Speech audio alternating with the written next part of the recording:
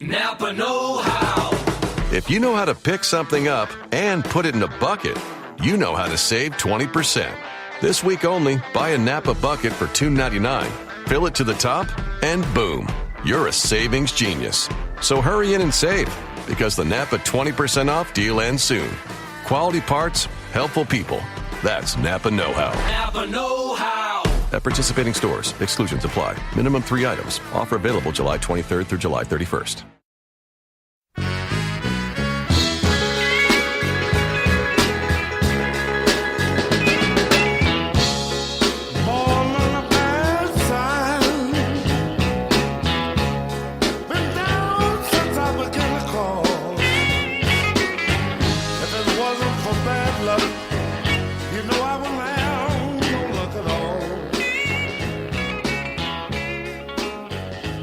Today, since we had some extra time, I figure what we could do is we could talk about some of the more recent popular comic books that got released within the last month. The first one I thought of was our recent interaction by reading Ant-Man. Nick Spencer wrote, was it The Astonishing Ant-Man? Was that what it was called, or was it just Ant-Man? No, it was Ant-Man Second Chance Man. That's what we read. That's what it was. Ant-Man. Okay.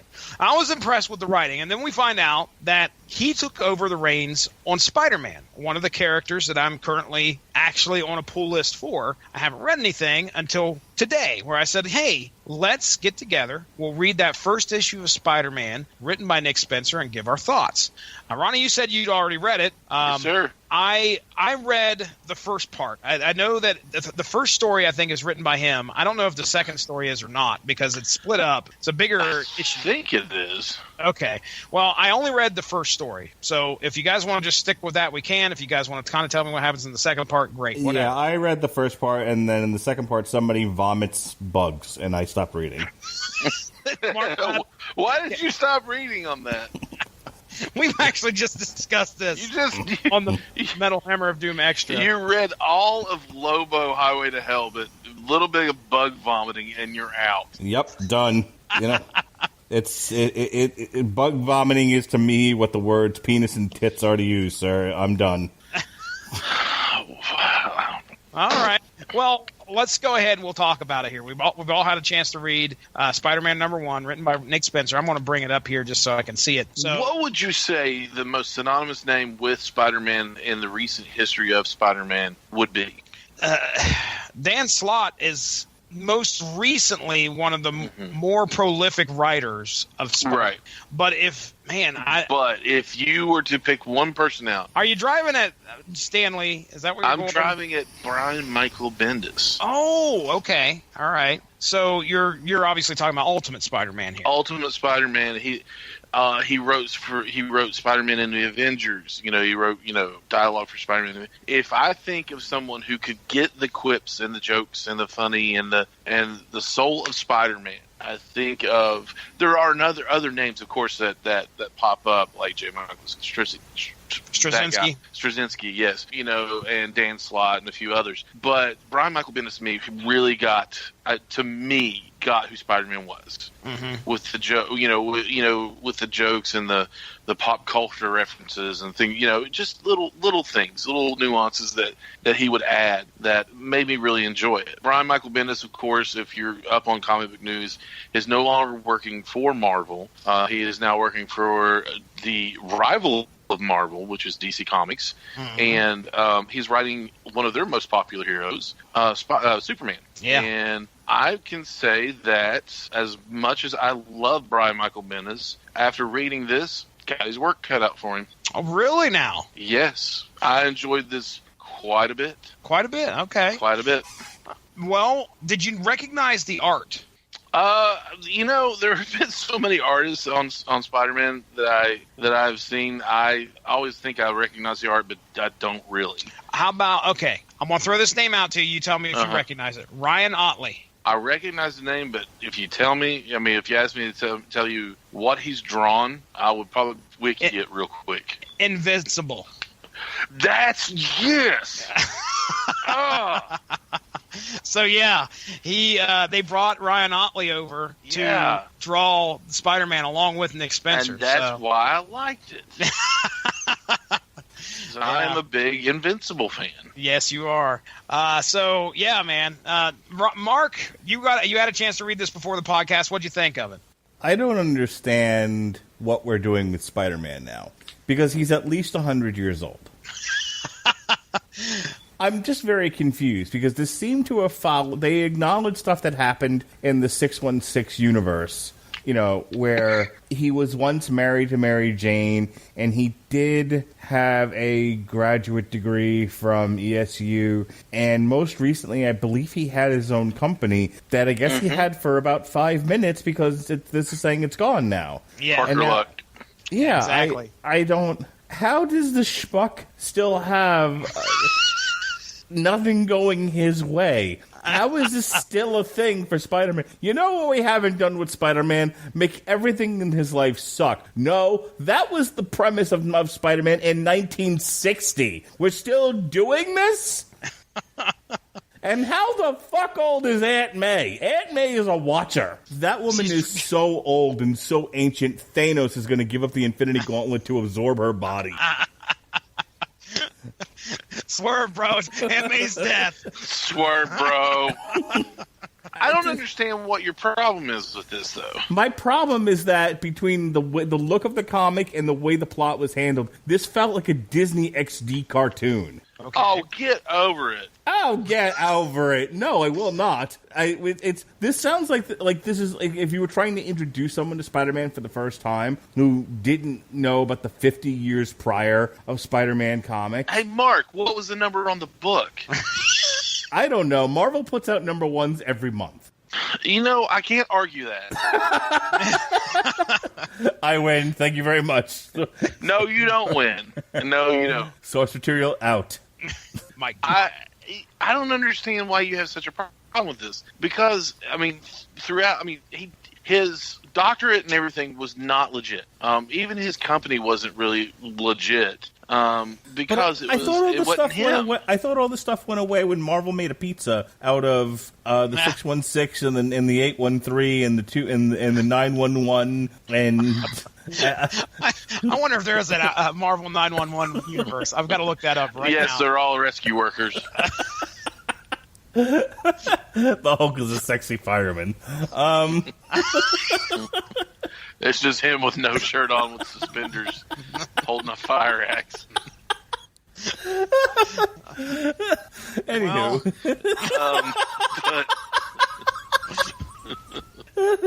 There's a lot of things they were supposed to get rid of when they made the pizza, but it didn't happen. Yeah, a lot of that continuity kind of stuck around. A lot of the history stuck around because the character stuck around. You can't have that character without some of that history. Wait, what happened to the Spider-Man Renew Your Vows? Where he has a kid. Still happened. Where's the kid? Oh no, that's a different a different timeline. Oh, for fuck's sake! We're supposed to have.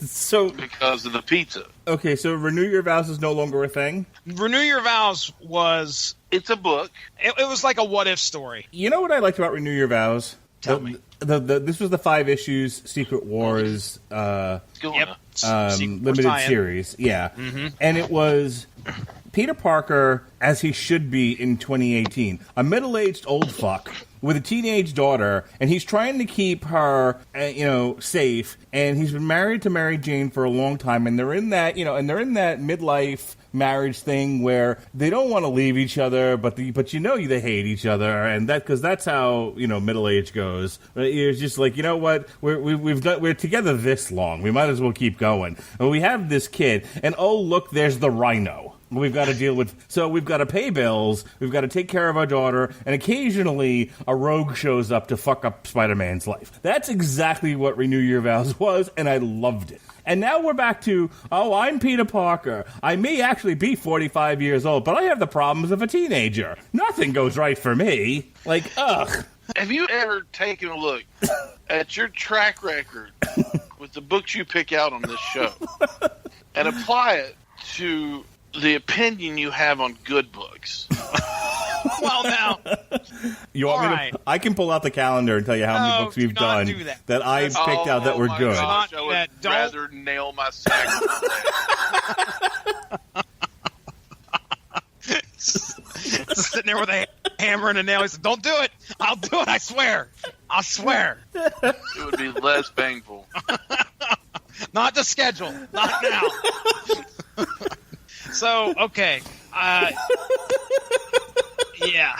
You can't have Spider-Man without some sort of drama in his life. I just that's who gave he you is. drama. I just gave you all the drama you need for Spider-Man. 45-year-old, daughter having, trying to keep her from getting run over by the Rhino. Yeah, if I want, everybody loves Raymond version of Spider-Man. But that is what I want. I don't care. I tell you what, Grandpa, drink your prune juice and we'll give it to you. We've already done this to death. At this point, I want Mysterio to convince him to walk off a fucking bridge. Because I can't believe after 100 years he still can't get his shit together. It's a return to form, Mark Radlich. A lot of people out there were not content with the way that Spider-Man was being handled. There were some things that were questionable. That you could probably name on one hand within the last, I'd say, 15 years, some of the stories that a lot, Clone Saga included. Yeah, all that stuff that just did not feel like a true to form.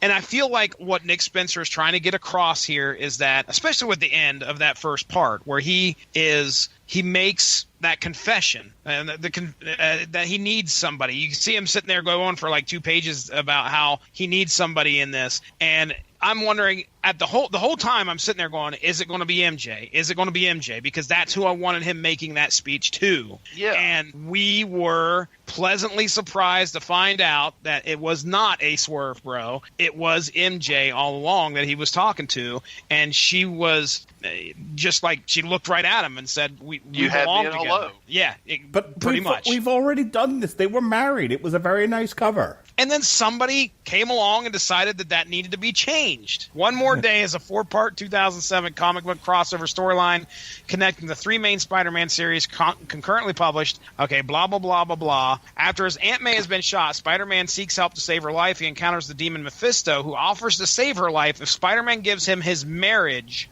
Spider-Man and his wife, Mary Jane Watson, agree, and this part of the history is erased. It's classic Spider-Man. Okay, did they undo that? He gives up what he loved. No. So that no, they didn't. They never undid it. So that asshole story that nobody likes is still continuity. Yes, sir. But now they're fixing it by getting them back together. The decision is abrupt. The decision is to abruptly end Peter Parker and Mary Jane's marriage, and the events of One More Day were heavily criticized upon the series' conclusions. Although the artwork received praise. So yes, yeah, it was a very pretty. Can I pitch an idea? Then can we do like Spider-Man Big Love? Can we do Spider-Man Big Love and bring Gwen Stacy back to life? Can we do that? And he marries both of them. I'd like to see Peter Parker the Polygamist. Can we do that book? So many things wrong with you, Mark. Spider-Man. That's the book I want to see pitched by Marvel. Spider-Man Big Love. In 2010, Joe Quesada wrote a sequel storyline, One Moment in Time. This story established that the only actual change Mephisto wrought upon the timeline was allowing a criminal to escape custody, causing a butterfly effect that prevented Peter and Mary Jane's marriage, as Peter was delayed in reaching the wedding, prompting Peter and MJ to reconsider marriage. Now, from what I recall, it's been a while since I've read Spider-Man 2. Here's the thing: I don't know a whole lot, but they haven't been together at all. I think they tried for a long time. And then he was actually dating. I think near the end of Dan Slott's run, he was trying to date elsewhere. He had his own company, just like he mentions in the book, which was Parker Industries, I think. And there were, for a little bit, there was even a storyline that was, Peter was doing great. He had his own company. He was doing. He dated Mockingbird. He dated a police detective. He was doing okay, and then that all sounds interesting. Yeah, that's probably something you would like. It kind of came crashing down because Parker Luck. Well, and here we are. Parker Luck that's the one thing that gets across to me. That the one of the first notes I made was, this is a return to Parker Luck. Ugh. I would rather nail my sack to the wall. So Mark Radlich, as much as we liked Ant-Man, Mark Radlich does not like Nick Spencer's take on Spider-Man right now. Loved Ant-Man. You know why? This wasn't a return. This wasn't a return to the exact same comic from 1960. Yeah, that's because it's a different Ant-Man. If this would have been, if Ant-Man would have been returned to the Ant-Man of 1960, he'd be smacking his wife around. And I wouldn't like that either. I will give you my opinion. I didn't mind it. I thought it was way wordier than Nick Spencer's Ant-Man. That's for sure. There was a lot of words. There was a lot of story to tell. On the Kevin Smith chart, it's probably about a 5 or a 6. I agree. It's about a 4. I mean, Peter gets accused of plagiarism, which was interesting. And then, everybody kind of finds out about that. He loses his job at the Bugle. It sounds like the Avengers hate him. Aunt May is upset with him. This is the Spider-Man we all know and love. This is running in circles. Continue, Ronnie. Is there a point? I'm just saying that, after the highfalutin spider jet flying billionaire nerd got a little tiring, and then he lost everything, and it's just kind of like, okay, this is a little more interesting, and he was living in Mockingbird's apartment, sleeping on her couch while he was dating her, and she finally kicked him out and broke up with him. And I was like, okay, so we're going back to Peter Parker just being street level Spider-Man Peter, and that's kind of where we're going to. He's got to go back to college now because they found out that they're blaming him for plagiarism, which, I mean, he was profiting off of something that he didn't do. All of his success came from Dr. Octopus, Otto Octavius, when he transferred his consciousness into Peter Parker's body. And I realize how silly that sounds as I'm talking, but it's a comic book, so we'll just go with it. The way he wrote everything, it was all Otto Octavius, but he stood on it, and he ran the company, and he stayed with his his higher his degrees in higher education and everything. When it's all going to come crashing down anyway, because he's not Dr. Octopus. He's Spider-Man. There is some tragedy with his with his heroics. There always has been. That's what makes Spider-Man Spider-Man. I'm just going through the second part of this issue. I made it past the vomiting bugs, Mark. There's some crazy stuff. It's got the gags. Here it comes. But yeah. After all we've read, it's the bug vomiting that gets you. He gets the gags. He's gagging a little. Oh, boy. All right. So, okay. Mark, I got to ask you a question. You got the gags. Are you going to vomit bugs? No, I'm not going to vomit bugs. That's good. Cherry Coke All Zero, right. maybe, but... Well, and that's our thoughts on vomit bugs. Our thoughts on Spider-Man #1, written by Nick Spencer, art by Ryan Otley. So let's go ahead. We'll get into our discussion about Batman #50. Now, Mark, you wanted to talk about this one, so I give you the table, sir. What'd you think of this?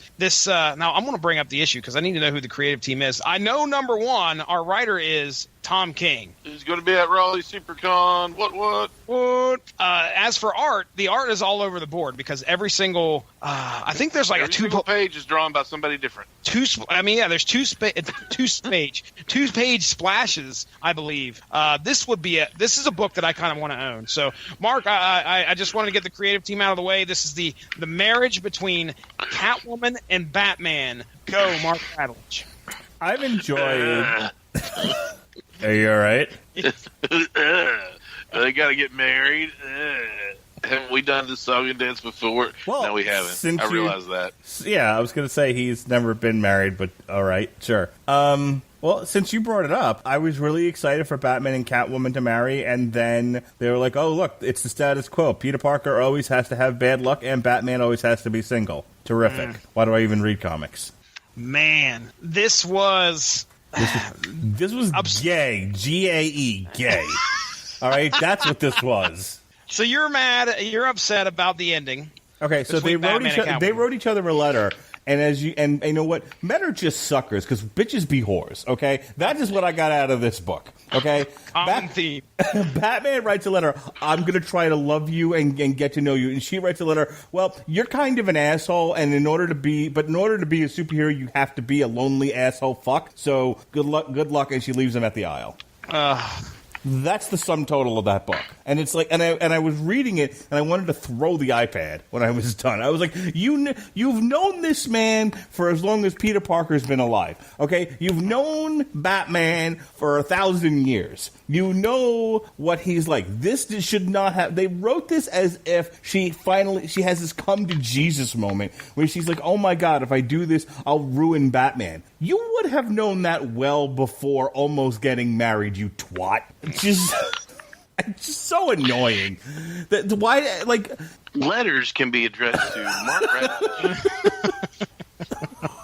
Care of Radlich Broadcasting Network. Look, I'm at Mark Radlich on Twitter. Come at me, bro. I don't give a shit. Boy. Oh, boy. I just... Well... I don't understand, like, why there's a necessity. There was just a whole mine, a whole string of stories that could have been written about this next phase of his life, and instead we're right back where we started with fucking Batman. And the only little hook, the only little thing that made it even a bit interesting was that this has all been, I don't know, and it's to a degree that Catwoman's even in on it. We're not entirely sure yet, but at this point, this is Bane fucking with Batman, which is kind of interesting. Like, he physically broke the bat in Nightfall, and now he's mentally trying to break the bat, realizing that the bat's body the bat, much like Lobo and Deadpool, will always regenerate. But if you really want to hurt the Batman, you have to hurt his heart, you have to hurt his mind, you have to hurt him internally. So that being said, I'm interested to see where it's going, and I'll continue the Tom King run, because I've really liked it up to this point. I just think that's a poor way to write that. That is a poor representation of Catwoman, because at this point, I don't see how, personality-wise, she would have made the decision to marry him, and then have this sudden realization, if I marry him, I'll ruin him. Mm-hmm. I don't believe it. That feels to me like the writer's going, fuck, we can't really marry off Batman. We'll ruin the character. Like, meh. Have you heard about the big controversy in regards to the release of this issue with the New York Times and all that? Yeah, they printed spoilers. Yeah, they printed spoilers. Not only that, Jordan from Kapow voiced his concerns. Now, Jordan owns his own comic shop, and he has to deal with making decisions on what books to get. Okay. Now, when the solicits come for this, it's in previews and it says Batman and Catwoman are getting married.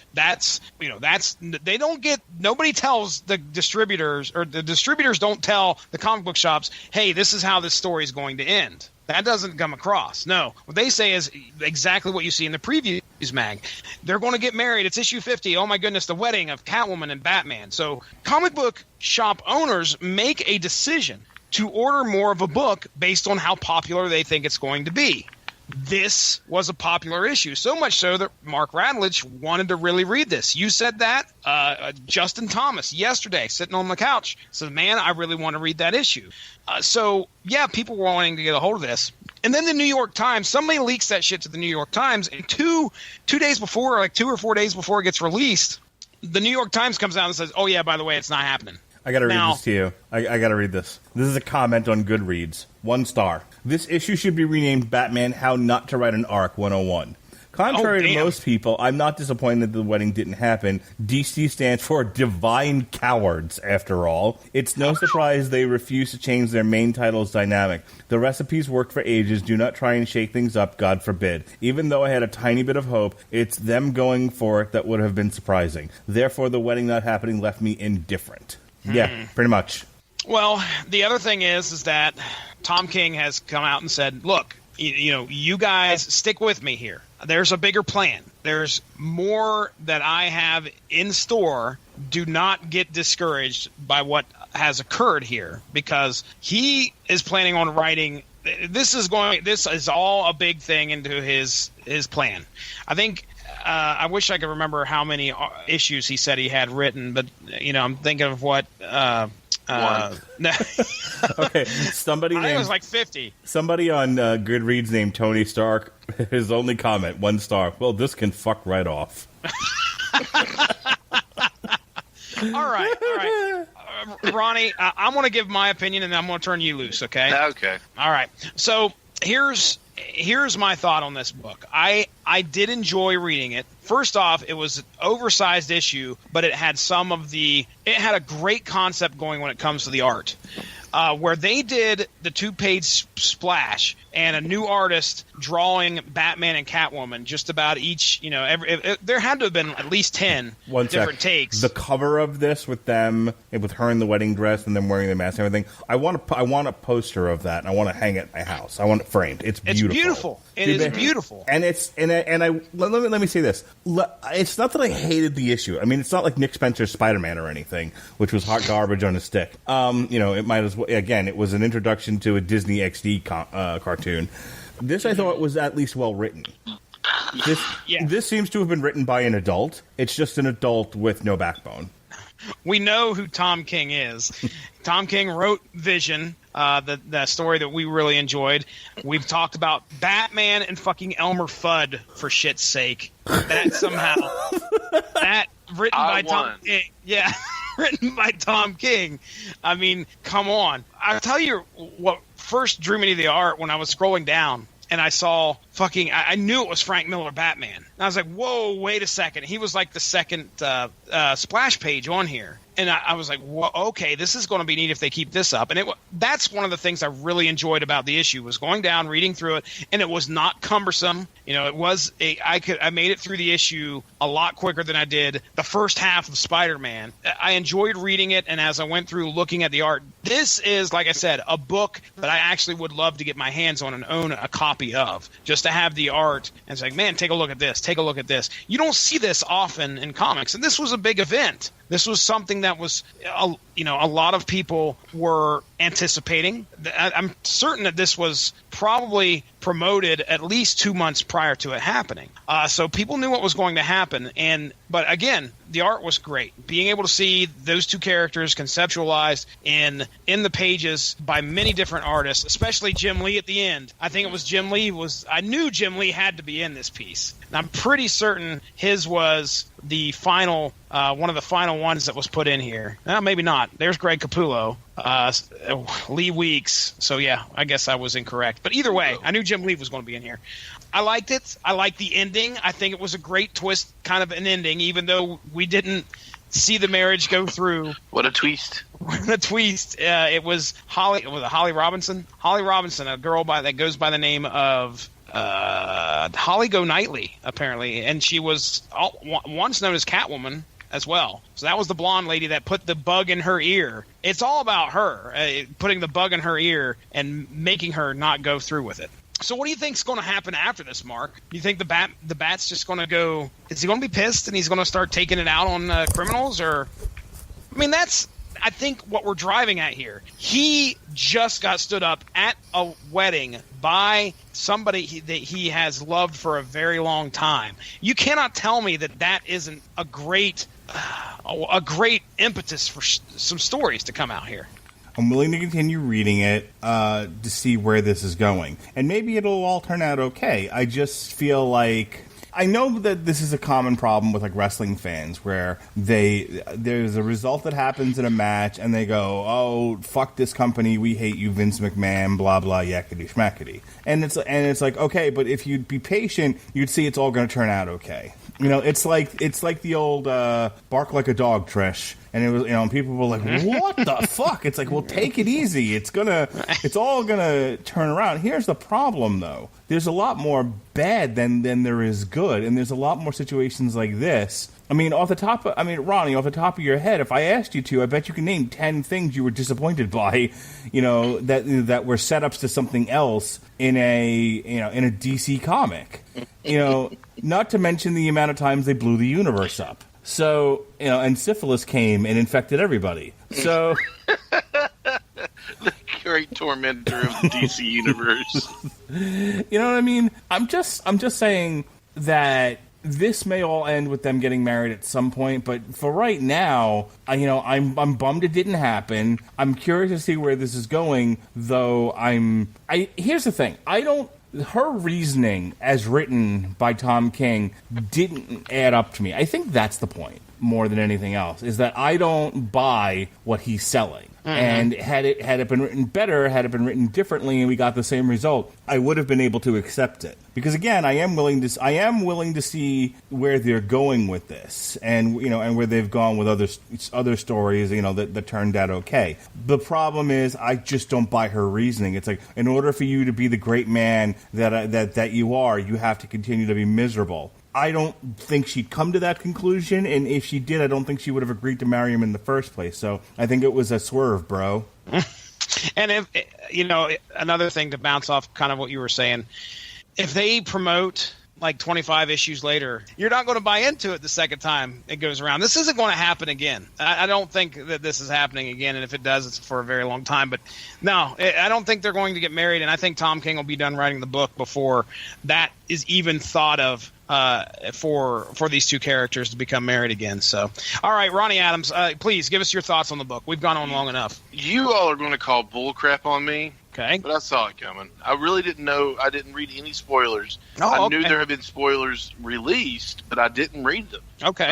I really didn't. But I could have called it because they're not. It's not going to happen. There's a lot of cool storylines you can do with that, but there are a lot more cooler storylines you can do with a single Batman who's angry. Yeah, he can stalk criminals at night in the shadows. And he can wait, that's been done. Oh, maybe he can have a ward. Ooh, maybe he can take on a young boy that'll live in his house and he'll adopt. Or here's a thought: maybe he can have his own biological Mark, son. I don't like doing the show with you anymore. You're just being mean now. What did we praise Tom King for in the Vision miniseries? I can't see straight. Writing a really good story. Angry. We praised him for writing. This was the Vision trying to hold down a normal life, and so a lot of it revolved around the relationships with his family. What's going to hook us probably for the next 10 issues is his relationship with Catwoman. I think that's probably what we're going to see. I think seeing what Bane's ultimate plan is. Okay, but he's going to be so pissed at Catwoman that he won't be able to see straight. He won't be able to probably figure out Bane's behind it all. I don't know if I agree with that. I don't know if he's gonna be pissed at her. Nope. He's. I have this sneaking suspicion we're gonna see Batman, as written as like what do I have to do to get you back, and he's gonna turn into Thanos, a la the Infinity Gauntlet. Oh no, he won't. Tom King will get so much crap if something like that happens. I would willing to bet money. Okay, Ronnie, tell me about the art. What'd you think of the art? It was a beautiful book. Quick comparison. What did you like better, the Batman number 50 or Spider-Man number 1? Spider-Man number 1. Mm-hmm. Mark Radulich? The artwork in The Wedding is gorgeous. Yeah. A lot of it. Well, I'm going to have to side here with the Mark Radulich and say that's because your show is on his network. That is not the case. That is not the case. I made it through this really quick. It told a good story. It had me, even though I did know what was going to happen, I was involved with what was being written and how we were going to get to that point. I did not see the end coming with Bane, much like Spider-Man, but I think Bane's the bigger cliffhanger, in my opinion, rather than Mary Jane. I enjoy Bane being behind this because Bane is not who he's not my first choice in being the mastermind behind much of anything, especially when he just breaks stuff. Exactly. Give me something to break. Thank you, Fred Durst. Then behind the mask, Fred Durst. I would pay good money if Fred Durst. I would pay good money if Bane took off his mask and it was Fred Durst. He's just breaking backs left and right. Give me something to break. Bane did it all for the nookie. Wonderful. It's definitely somebody different than like Penguin or Riddler or somebody you would expect to do something like this. Yeah. You know, you would expect not Joker, because Joker would just try to blow the wedding up. But I heard he went on a rampage because he wasn't invited. That's funny. I don't read Batman, but that's what I've heard from a couple podcasts. That sounds like the Joker. Yes, sir. That's really funny. I like the fact that they're using Bane for the big bad, for lack of a better term, in this, because he's not been used to his full capacity, in my opinion, here as of late. Yeah, you know, he was a good villain to break the bat, and then they just kind of left it at that. He's just this muscle bound luchador that just punches things really hard. Yeah. All right, boys. Well, I think we have done this discussion a good one. How's that? We discussed a good one here. I upset Ronnie. Oh, Ronnie will be fine. He goes to bed hurt every Monday night. Don't you tell me how to live my life, Jesse Starcher. Don't you tell him I'm fine. I'm not fine. This has been our discussion of Spider-Man #1 and Batman #50. I hope you guys enjoyed. I hope all you Patreons enjoyed. The patrons enjoyed the Are you okay? extra bonus. I'm ready to go to bed is what it is. It's 11:20. I didn't get much sleep last night. I think I might have a toothache. I don't know. I woke up last night and my temple, like upside my temple, was hurting and not like it. I want all of our fans to know, Mark and I may argue, but we still love each other. Oh, that's right. The love is in the air tonight. Love is in the air. Yeah, da, da, da, da, da, da. Love is in the air. And we only argue because you misbehave. We only argue because it's your fault. Yeah. Ronnie Adams. Yep. Plug away, sir. I had a show One time. named the Screaming Boy Podcast. It's still, I mean, in theory, it's still a show, because I really want to do another episode and keep doing episodes, but I have to get my computer fixed, and no one really knows how to fix it right now. So, short of taking it to Apple and promising my firstborn, I don't know what to do. So, but I have a show called the Screaming Boy Podcast, and it is a lot of fun. It is a silly, fun pop culture podcast where we talk about TV, movies, comic books, just about anything you want to talk about. The 80s, we do a lot of stuff on the 80s, which is a lot of fun. Our childhood nostalgia, which reminds me, we did a show. It was an exclusive to the Radulich and Broadcasting Network, where we talked about Toys R Us closing and how that affected us as grown men. But which made us all really, really sad. It's actually truly a tragic loss in my childhood. Loved Toys R Us, and we also did a show that makes on a topic that raises the blood pressure of the disapproving dad, Jesse Starcher, where we talked about what's up, Netflix, what you doing, what are you thinking? Movie Pass. Netflix? We love Netflix. There's nothing wrong with Netflix. Episode coming soon. We love Netflix. There's nothing wrong with Netflix. Netflix. Keep giving all me right. that good Stranger Things, my friend. What's up, Movie Pass? Where Yes. Movie Pass is a subscription where you sign up and they pay for your movies, one movie every day for a month. In theory, that's what they're offering, but they have done a lot of changes to their terms of service. So we go over a few of those, and they have thus changed once again since the show. But we talk about that, and we go over Jesse's concerns, and he rages a little bit. It's kind of fun to listen to Jesse rage. You find that is also a Radulich and Broadcasting Network exclusive, so you find it right here. Both of them are featuring, of course, Jesse Starcher and the patriarch of the Radulich and Broadcasting Network, Mr. Marcus Quincy Radulich, Esquire. I don't know what Esquire means, but it sounds cool. But yeah, so go over to Facebook, search us out by searching Screaming Boy Podcast, and then you can go on Twitter Instagram, and I think we even have a Snapchat we don't use. You can find us on any social media. We have lots of cool pictures from past Comic-Cons. I'm going to the Raleigh SuperCon on the last weekend of July, so there'll be more cool pictures on our Instagram coming up. So that's going to be a lot of fun. I get to meet Ralph Macchio and William Zabka of Karate Kid fame and get their autographs and talk to them. There's a lot of other cool people like William Shatner, Dave Bautista, Sean Gunn, the young lady who played Mantis, Pomegranate.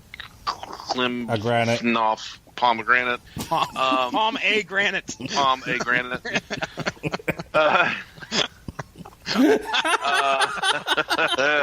Karen Gillian. Karen Gillian? Yeah, she's going to be there. Oh, my gosh. Yeah, she's so fine. She is.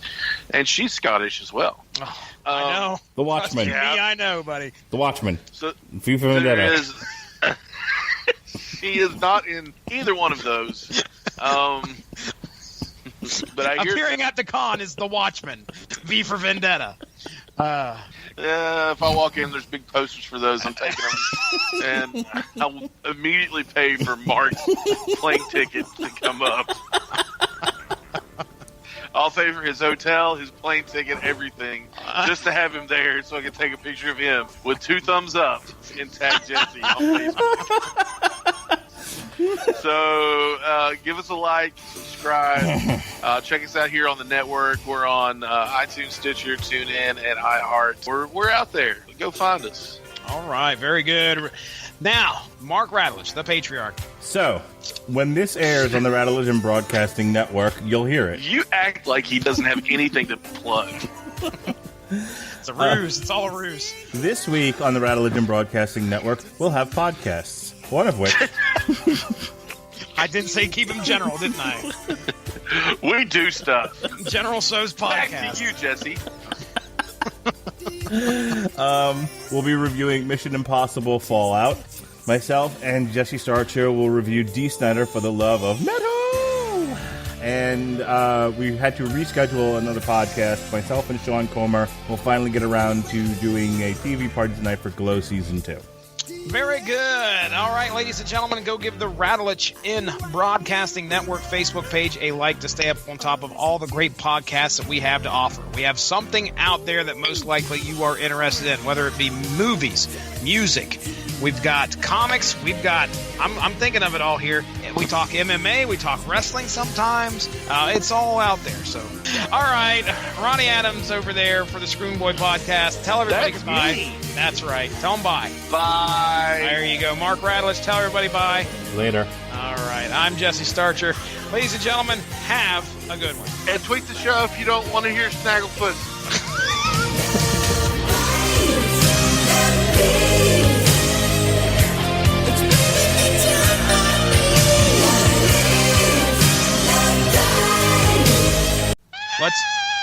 Exactly. You want to put these up as like TV?